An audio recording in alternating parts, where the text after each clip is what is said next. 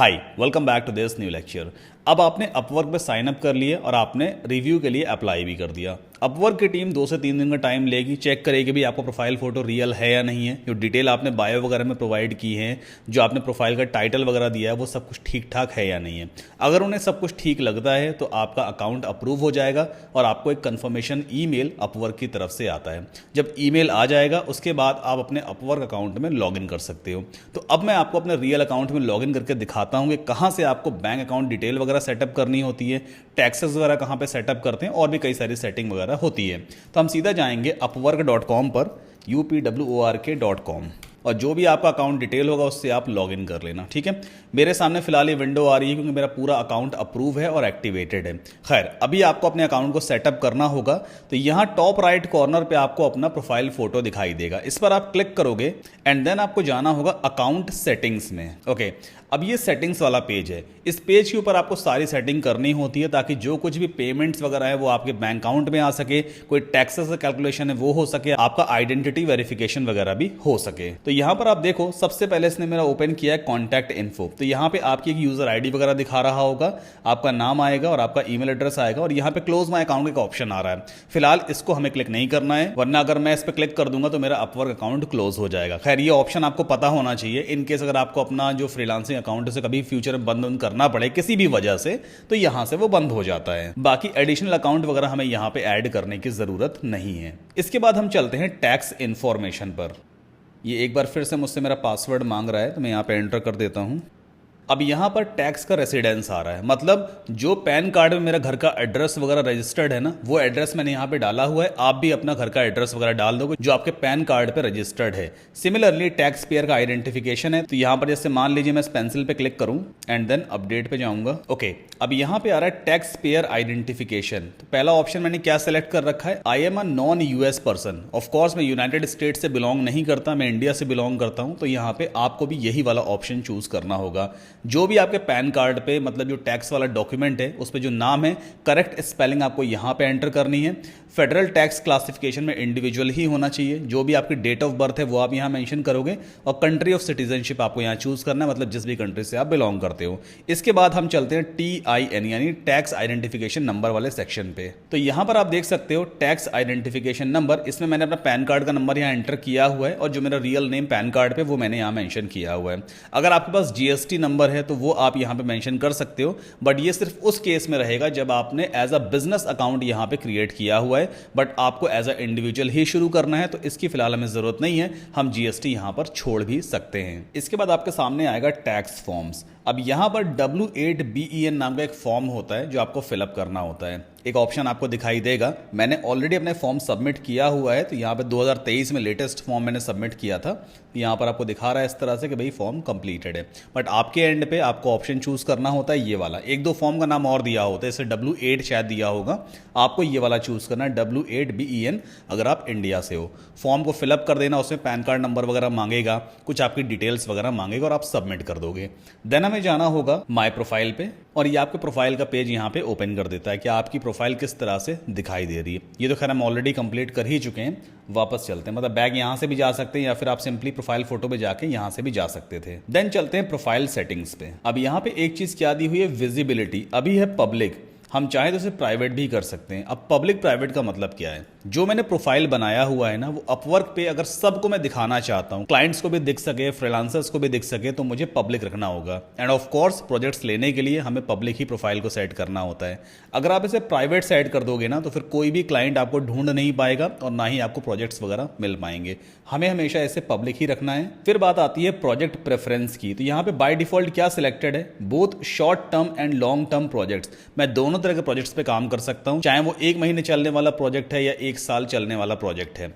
आप अपने हिसाब से यहाँ पे चूज कर सकते हो। चाहो तो आप लॉन्ग टर्म प्रोजेक्ट खाली चूज कर सकते हो, 3 महीने ज्यादा टर्म रहता है, या फिर आप शॉर्ट टर्म यहाँ पे चूज कर सकते हो भाई ऐसे प्रोजेक्ट्स जो 3 महीने के अंदर कंप्लीट हो जाते हैं। फिलहाल हमें यहाँ पे दोनों ही ऑप्शन चूज रखने हैं ताकि हमें छोटे बड़े हर तरह के प्रोजेक्ट्स मिल सकें। देन स्क्रॉल डाउन करते हैं। अब यहाँ पे दिया है experience level, entry level, intermediate और एक्सपर्ट। इन तीनों में से आपको कौन सा चूज करना है। अभी जस्ट आप स्टार्ट कर रहे हो ना तो आपको इंटरमीडिएट चूज करना है। एंट्री लेवल उन लोग के लिए होता है जो बिल्कुल नए नए हैं इस फील्ड के अंदर, मतलब मतलब अगर आपने वर्डप्रेस का प्रोफाइल बनाया है तो आप बिल्कुल नए हो भी वर्डप्रेस में। एंट्री लेवल अगर आप चूज करोगे तो भाई आपको अच्छा क्लाइंट नहीं मिलेगा। क्लाइंट को ये चीज दिखाई देती है कि आप किस लेवल के वर्डप्रेस डेवलपर हो।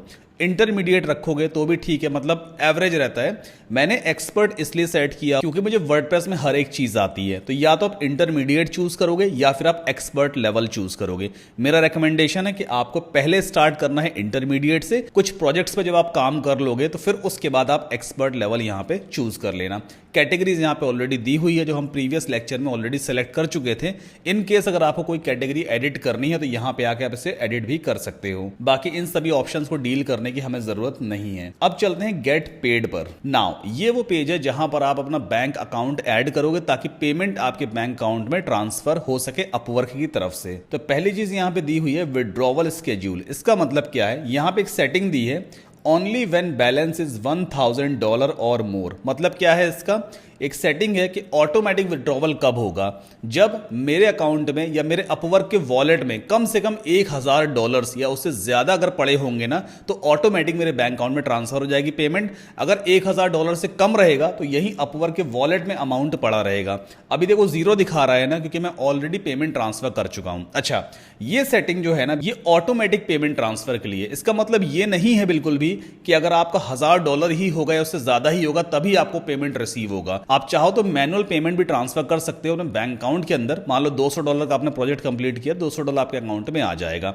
ये सेटिंग सिर्फ ऑटोमेटिक विड्रॉवल के लिए होती है अपवर्क की तरफ से। आप चाहो तो $100 भी ट्रांसफर कर सकते हो, $200 भी कर सकते हो, बट वो आपको मैनुअल करना पड़ेगा। ऑटोमेटिक में सेटिंग मैंने लगा रखी है $1000 या उससे ज्यादा ही होना चाहिए। मेरा बैंक अकाउंट यहाँ पे ऑलरेडी एडेड है। अब यहाँ पे आप देख ही सकते हो विड्रॉवल मेथड का एक ऑप्शन दिया हुआ है ना। तो आपको सिंपली ऐड मेथड पे जाना होता है। अब कई सारे ऑप्शन है, डायरेक्ट टू लोकल बैंक, आप इसमें ट्रांसफर करवा सकते हो पेमेंट। 99 सेंट्स मतलब $1 के आसपास पर विड्रॉवल आपको लगेगा। मतलब अगर आपने $100 कमाया है तो $1 ये चार्ज कर लेंगे, बाकी $99 आपके बैंक अकाउंट में ट्रांसफर हो जाएगा। बैंक अकाउंट लगाने के लिए आपको सिंपली सेटअप पे क्लिक करना है, बैंक डिटेल वगैरह मांगेगा, फिलअप कर देना। IFSC कोड वगैरह है, स्विफ्ट कोड वगैरह है। इन केस कोई भी ऐसा कोड है जो आपको नहीं मिल पा रहा है तो आप इंटरनेट पे ढूंढ सकते हो या फिर डायरेक्टली अपने बैंक से कॉन्टैक्ट करना, वो आपको प्रोवाइड कर देंगे। राउटिंग नंबर होता है, स्विफ्ट कोड होता है, ना जाने कितने सारे कोड्स होते हैं बैंक में।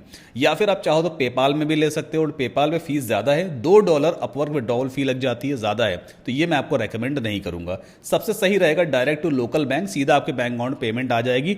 डॉलर्स में आप यहां पे कमाओगे, ऑटोमेटिक आपके बैंक की तरफ से कन्वर्जन हो जाता है इंडियन रुपीस में और पेमेंट आपके इंडियन बैंक अकाउंट में ही आएगी। एक चीज और भी काफी अच्छी है, रूल है गवर्नमेंट की तरफ से, अभी तक तो फिलहाल यही रूल है जब मैं इस लेक्चर को रिकॉर्ड कर रहा हूं, कि अगर कोई भी पेमेंट इंडिया के बाहर से आपके पास आ रही है ना, US डॉलर्स में है या किसी अदर करेंसी में है, बट इंडिया के बाहर का कोई क्लाइंट है और वो आपको पे कर रहा है, तो उस पेमेंट में GST नहीं लगता है। तो आपका 18% GST नहीं लगने वाला है। सिर्फ आपका साल का जो इनकम टैक्स बनता है वही लगेगा। GST आपका नहीं लगता है उन पेमेंट्स पे जो इंडिया के बाहर से आपके बैंक अकाउंट में आती है और वो नॉन इंडियन करेंसी में होती है। जैसे ये US डॉलर्स में पेमेंट आती है अपवर्क से, तो वो नॉन इंडियन करेंसी है, तो उस पर आपका GST बिल्कुल माफ हो जाता है। ठीक, अपना अकाउंट वगैरह यहाँ पे ऐड कर लेना, सही डिटेल डालना और 3 दिन के अंदर आपका अकाउंट एक्टिवेट भी हो जाता है। इसके बाद हमें जाना होगा आइडेंटिटी वेरिफिकेशन पे। यहां पर देखो मैंने अपना अकाउंट वेरीफाई किया हुआ है। अब अपवर्क के कई सारे वेरिफिकेशन लेवल से कई सारे तरीके जिसे यूज करते हैं आपकी आइडेंटिटी वेरीफाई करने के लिए। आइडेंटिटी वेरिफिकेशन का मतलब क्या है, जिस बंदे की ये प्रोफाइल बनी हुई है ना अपवर्क के ऊपर, अपवर्क की टीम चेक करती है कि वही बंदा काम कर रहा है या कोई और काम कर रहा है, तो वो सारी चीजें ना प्रॉपर तरीके से वेरीफाई करते हैं। जैसे मेरे एंड पे इन्होंने मेरा वेबकैम ऑन करवाया था और मुझसे 1-2 सवाल पूछे थे सामने बैठ के। मतलब मेरी स्क्रीन बिल्कुल ब्लैंक थी, मैं इनको नहीं देख पा रहा था, बट मेरा कैमरा ऑन था तो ये मुझे देख पा रहे थे। तो एक तो कैमरा वाला वेरिफिकेशन मेरा कंप्लीट हो चुका है। 2-4 छोटे मोटे क्वेश्चंस पूछे थे, भाई कि आपने अपवर्क प्रोफाइल क्यों बनाया है, आपका स्किल क्या है,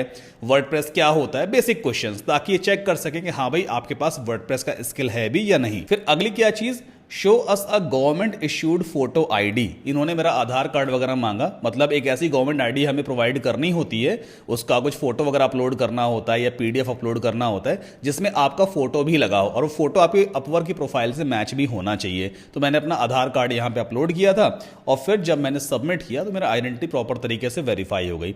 आप अपने एंड पे देख लेना कि आपके एंड पे आपके अकाउंट में किस तरह का वेरिफिकेशन प्रोसेस है, आपको वो सारी चीजें यहां पे आके मिलेंगी आइडेंटिटी वेरिफिकेशन पे। इसको आपको जरूर कंप्लीट करना होता है, वरना आपका अकाउंट एक्टिवेट नहीं होगा। और हाँ, ये जरूरी भी नहीं है कि हर बार अपवर्क की टीम आपको वीडियो कॉल करके ही वेरीफाई करे, ऐसा कोई जरूरी नहीं है। कुछ लोग को वेरीफाई करते हैं, कुछ लोग का अकाउंट डायरेक्टली डॉक्यूमेंट सबमिट करने पे ही अप्रूव भी हो जाता है। बाकी पासवर्ड एंड सिक्योरिटी वाला सेक्शन है, अगर आपको अपना जो अपवर्क का पासवर्ड वगैरह चेंज करना है तो यहां पे जाके चेंज कर लेना। और एक सेक्शन यहां पे दिया है मेंबरशिप एंड कनेक्ट्स, इस पे हम बाद में आएंगे, क्या चीज होती है ये मैं आपको बाद में समझाऊंगा।